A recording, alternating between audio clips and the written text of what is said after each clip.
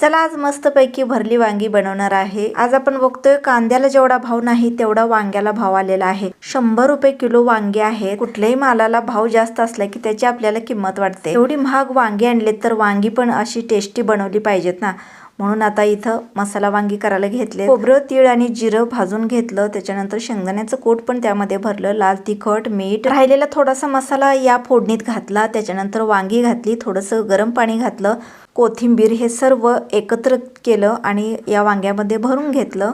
वांग्याला मस्त अशा चिरा पाडून घेतल्या। त्यामध्ये आळ्या आहेत का कुठं पाहिल्या, कारण एवढी महाग वांगे आणलेत, आळी असेल ती पण महागच आळी असणार। एखादी जरी आळी निघाली तर ते वांग आपण लगेच त्या वांग्याची किंमत काढतो।